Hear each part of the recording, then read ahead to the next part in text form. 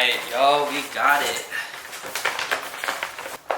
Guys, chicken bites, mustard, napkins. Look at that. Look at that beauty. In-N-Out could never fight me. I will continue to say this. In-N-Out is not worth a long ass wait. I don't care who you are.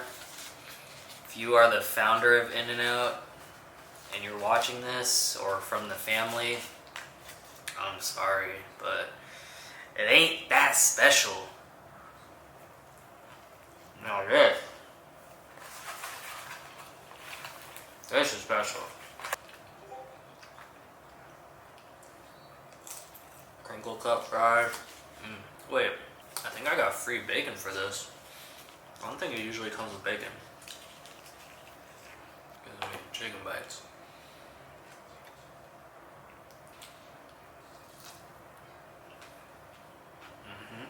Also, honey mustard is fire. Let's talk more Bitcoin. So, you're probably asking yourself now, how much should you invest?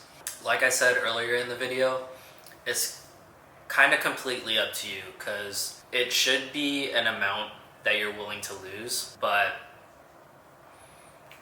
you know, everybody has a different definition. I have all my investment money in here, so that's quite a bit, but I know what I'm putting in it.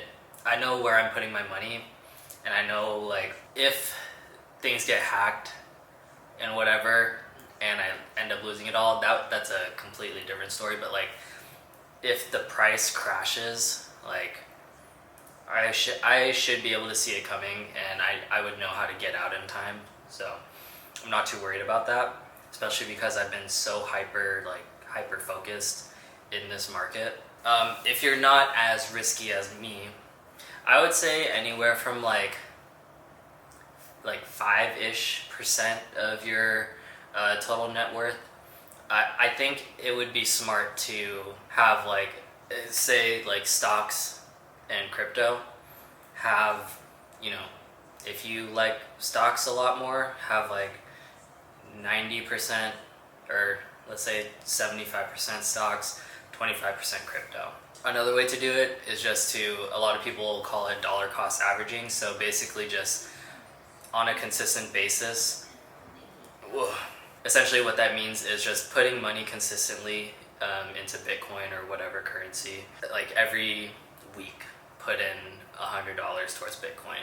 And so what you're doing is you're buying at all these different price levels, and you're making your average buy price fluctuate, if that makes sense. And then, you know, over time, as the price grows, you could essentially have more profits. I hope that makes sense. Some people could probably explain that a little bit better than me, but it's a good strategy, especially if you're planning on holding long term. That's what I would recommend. I mean, just put in some money. Just put in some money. And, you know, I can promise you, you will benefit from it. And you will make some really good gains if you put in a lot of money. Especially, you know, right now, it's March 28th, I think. And by the end of this year, one Bitcoin, I believe, will be worth at least 6 figures. So that's what a lot of people are saying. I believe it.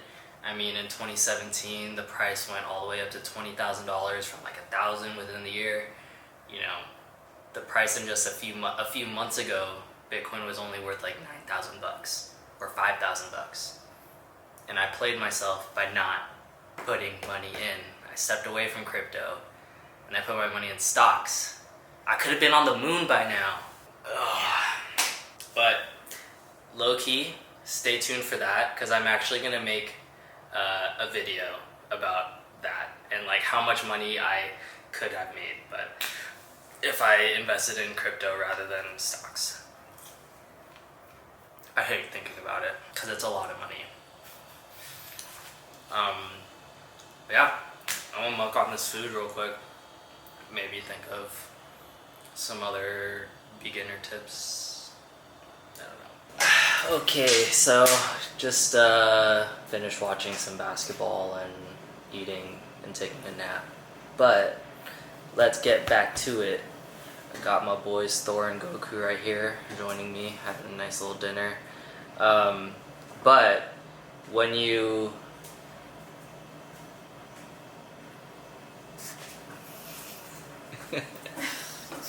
when you sign up for your accounts on exchanges and stuff, please practice good security and like enable, like if you're on your phone, enable Face ID, enable Touch ID, enable whatever biometric authentication that you have. Also, set up a multi-factor authenticator. So basically what that does is, let me record my screen.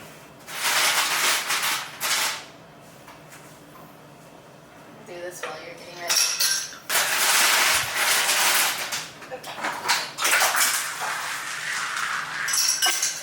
Wasting all my film. Okay, I'm sorry.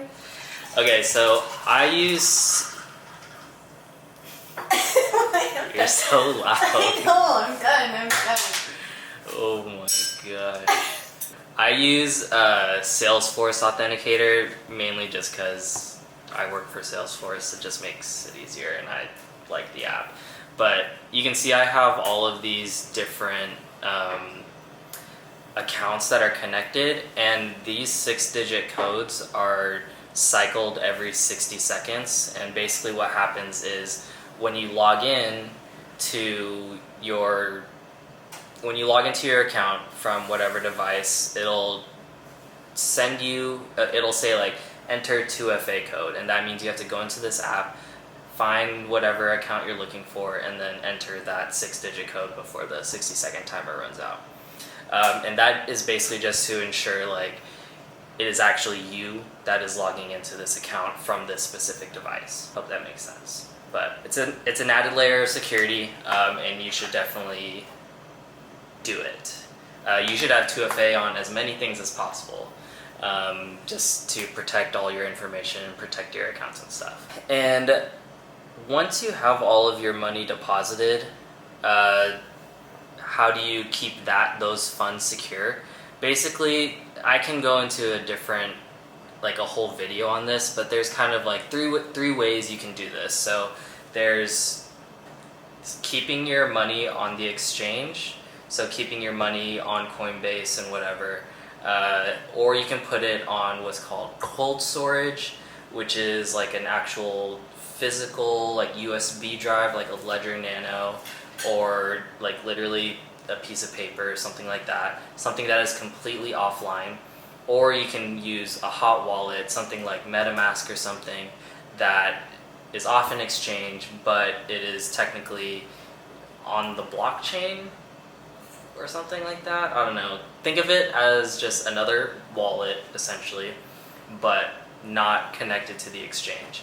The reason for that is because if something happens to the exchange, your funds could be lost. You know, these crypto exchanges are not FDIC insured, SPIC insured, so you're not insured by the government, but you know, F the government. But you know, some people might not want to have their money there, or their crypto, I should say. Having it on a cold storage wallet is the most secure way to do it. However, it's a lot harder to liquidate that money, so if you are trying to cash out and stuff, it'll take a lot longer to actually get the money out, and it could potentially cost more because of other types of fees, gas fees, which are basically fees that help run the network or whatever. I don't know, I'm not the one to explain that. But a hot wallet, something like MetaMask, that's what I have. I don't have much on there. I only have like $500 worth, but I got it so that I could get into like some decentralized finance stuff. But I haven't used it too often. I found it really difficult to just get set up, so maybe you could use it if you wanted to. Honestly, 90% of my stuff are on the exchanges. I consider myself very tech savvy. I have a tech job and I understand how tech works. I found it so difficult to set up my MetaMask wallet, which, by the way, like, they have two versions. You can have it as an app on your phone or a browser plugin, and a browser plugin is like probably one of the least safest things ever, but you know, it is blockchain technology, blah blah blah blah. But I found it so difficult to transfer money into like this wallet and then try to transfer it through to a different network and set up all these different things. That's for another video, but at a high level, you have 3 ways you can store your money: on exchanges, cold storage, online wallet, hot wallet, whatever you want to call it. But yeah, it's up to you.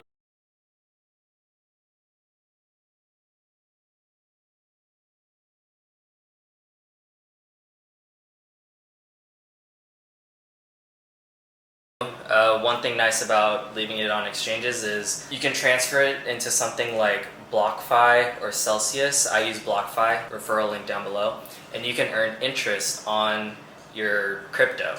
So right now, BlockFi has up to 8.6% on stablecoins, and I think Bitcoin is 6% interest. That is, my ally is only doing 0.5% right now. So I took a shit ton of money out of that and put it in crypto, honestly. But I really only have Bitcoin and Ethereum right there. I should have some stable coins, but because that does earn the higher interest rate, but I don't really feel like it. That is that. That'll be another video too that I'll explain how to use BlockFi and stuff like that. Also, something very important is to do your own research on this stuff. So even though, like, you can listen to what I'm saying, you can listen to what other YouTubers are saying, but regardless of what they say, make sure you do your own due diligence and, you know, form a rational decision by yourself, because you're the only one that can be, you know, you're the only one who knows your own risk. Like, I know my risk of putting a bunch of my money in this, but, you know, I understand that, and I know I'm holding myself accountable to it. So you should do the same. Don't let others like completely influence you to make your decisions. Although crypto YouTubers like that I watch, you know, they have influenced me, but I always make sure to, like, you know, double check what they're saying and stuff like that. In terms of where to research, like I mentioned before, BitBoy Crypto, I've been watching him pretty much daily. Cryptos R Us, Crypto Wendy, The Moon Carl, Crypto. Those are like the 5 main people that I watch. And then like Andre Jick from like the traditional finance YouTube space, I guess. I think he does the best in terms of kind of bridging that gap in terms of helping you transition into understanding crypto a little bit better. Those are who I watch. I do other research on basically like Twitter, Reddit. CoinMarketCap is a good start to like seeing the prices, and then they have like related news articles and stuff. But yeah, bottom line, do your own research and make a rational decision for yourself, because only you know what your risk is. So that's that. Okay, so another important thing about just learning about Bitcoin and crypto in general is you'll get into the rabbit hole of like learning about how our monetary system currently works, why it is terrible, and why it causes like wealth inequality, you know, other bunch of just bad things. You learn about how all these things work, and the more you start learning about why our current situation is bad, you start to realize like why Bitcoin was created, why, you know, decentralizing our systems is just really important. Like, for example, centralized banking, like, nobody likes big banks. They cause, you know, wealth inequality, up the yin yang, and you know, they cause financial crises and a bunch of economic crises. So it's not like they're helping anybody. Ooh. You did not just fart in my foot. Just farted. But yeah, like nobody likes banks. You know, our centralized government that controls our monetary system, they're screwing all of us over. So why should we continue to be a part of this system that is not made for us? The social media, mainstream media, all of that stuff is centralized and governed by one particular company or entity. And you know, if we decentralize that, we also get rid of things like censorship. Like we can actually have true news out there.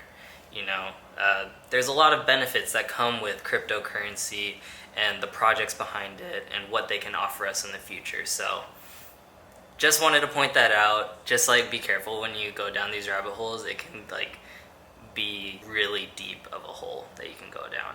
So yeah, just wanted to point that out. It's the future, man. It's the future, man. Alright, that is it for this video. Hope it was helpful. If I am missing anything, leave it in the comment section down below. Speaking of the comment section, just comment anything in there for the YouTube algorithm. And like this video and subscribe to this channel, please. Because you know where we're going. We're on the road, 1,000 subscribers, 4,000 watch hours. We're gonna get there so I can start making money on YouTube. And I know you guys want to see me succeed on YouTube, unless you're a hater, a playa hater. But anyways, hope you guys found this information helpful. Hope it gets you started in investing in Bitcoin and other cryptocurrencies. Highly recommend it. Make some life-changing money with this stuff, man. It's the future. But you gotta know when to take your profits if you don't feel like seeing the value of it go down for another 3 years. So just be aware. So anyways, don't forget, follow me on Instagram, follow me on TikTok, follow me on Twitter. I post a lot of crypto stuff on there, retweet, like, and talk about crypto stuff a lot on there. So follow me on Twitter if you want to say like more live, up-to-date stuff on me. I don't even know how to say that, but I post there a lot. So let's go to the moon, baby. Peace.